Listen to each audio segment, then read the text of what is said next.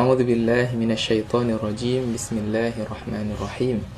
Assalamualaikum warahmatullahi wabarakatuh. Selamat datang kembali para pendengar kajian Ramadan yang diadakan oleh IMAS Mesir kali ini. Di dalam kesempatan kali ini kita akan membahas suatu tema yang cukup umum dan cukup sering dibahas dalam sebuah kajian, yaitu mengenai Syahrul Quran, Syahrul Ramadan, Syahrul Quran, yaitu bulan Ramadan merupakan bulan yang sangat identik dengan Al-Quran. Hal ini dilandaskan kepada ayat yang berbunyi Syahrul Ramadan alladzi unzila fihil Quran. Meskipun para ulama berbeda pendapat mengenai kaifiyatun nuzul, bagaimana proses Al-Quran turun kepada Nabi Muhammad, akan tetapi para ulama sepakat kalau bidayatun nuzul atau awal nuzul itu terjadi pada bulan Ramadan. Tepatnya di dalam surat Al-Qadar dikatakan inna anzalnahu fi lailatul qadar, dan malam Qadar itu merupakan salah satu dari malam yang ada di bulan Ramadan. Rasulullah mengatakan iltamisuhu fi ashril awakhir, silakan dicari malam Qadar tersebut di malam-malam terakhir atau 10 malam terakhir tepatnya di bulan Ramadan. Cukup banyak hadis yang menjelaskan mengenai keutamaan Al-Quran. Hadis ini tidak khusus untuk bulan Ramadan saja. Bisa jadi kita amalkan dan juga kita mendapatkan faedah di luar bulan Ramadan. Di antara hadis yang masyhur itu yang menyampaikan saking banyaknya pahala yang didapatkan orang baca Quran ialah man qara'a harfan min kitabillah falahu hasanah wal hasanatu bi asyri amsalihha. Siapa yang qara'a harfan, yang membaca satu huruf saja di dalam Al-Quran, itu dia mendapatkan satu hasanah, dan satu hasanah itu sebanding dengan 10 yang semisalnya, maksudnya dari amalan-amalan yang lain gitu. Kemudian Rasulullah mentaklik kembali hadis ini, lam aqul alif lam mim harf walakin alifun harf wal lamu harf wal mimu harf. Jadi kalau kita membaca alif lam mim saja, itu kalau kita niatkan membaca Al-Quran, itu sudah mendapatkan 3 hasanah yang sebanding dengan 30 kebaikan. Ini tidak muqayyad, tidak berkait dengan bulan Ramadan saja. Itu bisa kita lakukan di bulan-bulan lain dan mendapatkan ganjaran yang serupa. Apalagi jika kita lakukan di bulan Ramadan, yang kita tahu kalau bulan Ramadan itu pahala yang sunnah saja, itu pahalanya bisa naik ke derajat wajib, dan pahala yang wajib itu naik ke sampai 70 kali lipat pahala wajib di hari-hari selain bulan Ramadan. Para ulama mengatakan kalau Syahrul Rajab Syahrul Istighfar, wa Sya'ban Syahrul Salati ala Nabi sallallahu alaihi wasallam, wa Syahrul Ramadan Syahrul Quran. Maknanya apa? Ketika kita sudah sampai di bulan Ramadan, kita sudah di posisi atau keadaan diri yang sudah sampai ke titik yang puncak. Dalam artian, ketika kita menggunakan persiapan di bulan yang sebelumnya, harusnya di bulan Ramadan itu sudah marhalah untuk taraqi, untuk taqarrub kepada Allah saja. Karena bulan Rajab itu persiapannya untuk istighfar, yaitu membersihkan diri dari dosa, Syahrul Istighfar, ya. Atau para ulama tasawuf menamakan dengan at-takhalli, ya, kita at-takhalli min kullil khaba'ith, membersihkan diri, kita mulai membenahi diri di bulan Rajab yang sudah lewat sebelumnya itu, ya, untuk membersihkan diri dari semua keburukan atau semua maksiat. Dan di bulan Sya'ban itu para ulama mengatakan merupakan Syahrul Salati ala Nabi, dalam artian di bulan ini kita mulai menghiasi diri dengan hal-hal yang sunnah. Dan juga di antara sunnah Nabi, Rasulullah itu berpuasa, kalau tidak salah dari riwayat Sayyidah Aisyah, dikatakan kalau Rasulullah paling banyak berpuasa itu di bulan Sya'ban. Jadi beliau mulai isti'adad untuk menuju Ramadan itu sudah dimulai di bulan-bulan yang sebelumnya, di antara bulan Sya'ban ini. Dan ini syahrus salat ala nabi ini sebenarnya dilandaskan juga kepada ayat yang turun tepat di bulan Sya'ban, yaitu yang sering kita dengar, innallaha wa malaikatahu yusholluna 'alan nabi ya ayyuhalladzina amanu shallu 'alaihi wa sallimu taslima. Ya. Kemudian setelah kita at-takhalli min kullil khaba'ith, kemudian di bulan Sya'ban kita at-tahalli bi kulli sahih, kita masuk sekarang di bulan Ramadan, yaitu Syahrut Tajalli. Seharusnya kita di bulan ini sudah di titik yang memang proses untuk taqarrub pada Allah saja. Dan sebaik-baik amal untuk taqarrub itu salah satunya dengan membaca Al-Quran. Banyak membaca Al-Quran dimanapun, kapanpun. Kenapa?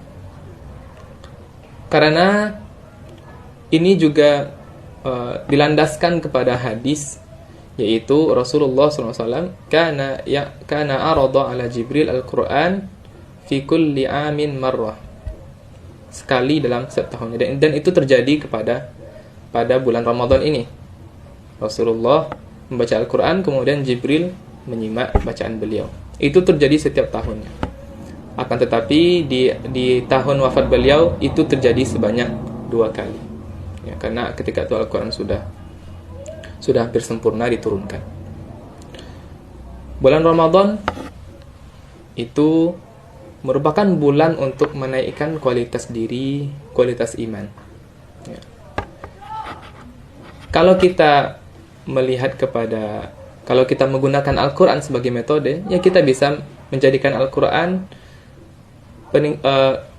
menjadi peningkat kita dalam berbagai hal. Bisa dengan memperbaiki bacaan kita, dan itu seperti dengan kita ikut tahsin atau tadarus bersama, kemudian diperbaiki oleh guru. Ya, itu juga di antara bentuk kita memperbaiki kualitas dan mendekatkan diri kepada Allah dari jalur Quran. Atau dengan memperbanyak tilawah. Para salaf, mereka semua rahimahumullah mengkhatamkan Al-Quran dengan himmah yang sangat tinggi. Ada yang mengkhatamkan Al-Quran sekali dalam sebulan, ada yang mengkhatamkan Al-Quran sekali dalam 2 minggu, ada yang sekali dalam seminggu, ada yang sekali dalam 3 hari, ada yang bahkan sekali sehari, atau yang lebih luar biasanya sehari bisa mengkhatamkan Al-Quran sebanyak 2 kali. Ini merupakan hal yang dinukilkan, dan memang riwayat itu sahih dari para salaf kita. Bahkan diriwayatkan kalau Sayyidina Utsman bin Affan, beliau mengkhatamkan Al-Quran dalam 1 rakaat saja. Ini merupakan himmah yang luar biasa yang banyak sekali hilang di dalam kehidupan kita sekarang. Mungkin untuk di awal-awal kita agak kesulitan, akan tetapi tidak apa-apa. Kita mulai dari bulan ini, kita tekadkan untuk bisa berusaha lebih baik daripada Ramadan yang sebelumnya. Kalau Ramadan sebelumnya kita membaca Al-Quran masih kurang lancar, masih kurang bagus dalam bacaan, masih kurang tepat, ya, tentunya dengan disimak oleh guru. Ya. Kemudian di bulan Ramadan setelahnya kita mulai berpikir bacaan, fokus untuk perbaikan bacaan saja. Kalau sudah bagus, kita mulai untuk berusaha menghafal. Ya. Kalau bulan Ramadan setelah ternyata sudah hafal, ya, kita hendaknya kita menjadikan bulan Ramadan ini sebagai sarana atau sebagai wasilah untuk mendekatkan diri kepada Allah Subhanahu wa taala dengan membaca Al-Qur'an di dalam salat. Ya, karena afdalnya membaca Al-Qur'an itu ketika kita salat. Kemudian ada hal yang menarik mengenai hadis yang pernah saya sampaikan di awal tadi, yaitu man qara'a harfan min kitabillah falahu hasanah wal hasanatu bi asyri amsalihha. Walam aqul alif lam mim harf walakin alifun harf wal lamu harf wal mimu harf. Saya pernah mendengar hadis ini dijelaskan oleh Syekh Yusri Rushdi di dalam video beliau menjelaskan bahwa apapun hal atau ibadah yang muncul di dalam Al-Quran dan ada batasan pahala, itu merupakan pahala yang diberikan untuk orang tersebut di keadaannya yang paling rendah. Dalam artian itu bukan keadaan yang sempurna. Jadi ketika kita mendengar hadis ini, dia mendapatkan satu hasanah dari satu huruf tadi. Kemudian satu hasanah tadi itu sebanding dengan 10 kali lipat. Itu dalam keadaan dia membaca Al-Quran dalam keadaan berhadas, tidak di masjid dan tidak dalam sholat, dan dia hanya membaca biasa saja, tidak dengan tadabbur. Dia mendapatkan hasanah tadi yang sebanding dengan 10. Akan tetapi apabila dia membaca dengan wudu, kemudian apalagi kalau dia sholat ketika itu, dan dia di masjid, dan dia meniatkan dalam bacaannya itu dia mentadabburi, tentu pahalanya akan Allah lipat gandakan. Sebagaimana di dalam Al-Quran dikatakan, mathalul ladzina yunfikuna amwalahum fi sabilillah kamathali habbatin ambatat sab'a sanabila fi kulli sumbulatin mi'atu habbah wallahu yudha'ifu liman yasha. Ya, di sini di sini ayat tentang berinfak. Siapa yang berinfak di jalan Allah, dia ikhlas, dia bagaikan menanam sebuah biji yang dari biji tersebut muncul 7 tangkai. Kemudian dalam setiap tangkai ada 100 biji baru lagi. Jadi satu biji melahirkan 700 biji yang baru. Ini sebatas ini dia di keadaan yang paling rendah. Akan tetapi setelah itu Allah lanjutkan ayat tersebut dengan mengatakan wallahu yudha'ifu liman yasha. Ya, ini merupakan kaidah yang mesti kita pahami ketika kita membaca hadis atau ayat yang berkenaan dengan ibadah tadi, yang ada tahdid pahalanya. Ya, kita mesti pahami kalau Allah itu memang sesayang itu kepada makhluk-makhluknya. Allah tidak akan pernah membatasi pahala yang Allah berikan kepada makhluknya. Jadi bulan Ramadan ini merupakan bulan yang sangat berkah.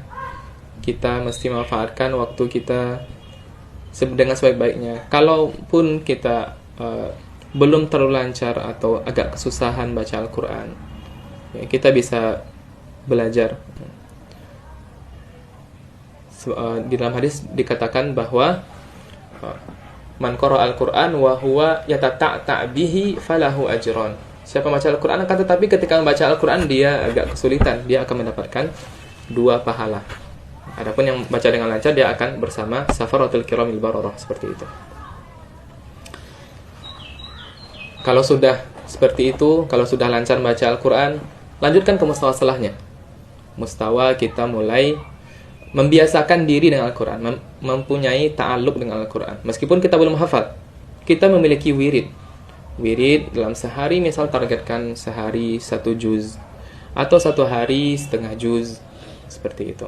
Bisa diangsur-angsur sesuai dengan kebutuhannya. Ya. Jangan sehari 1 juz kemudian besoknya nggak baca-baca, enggak.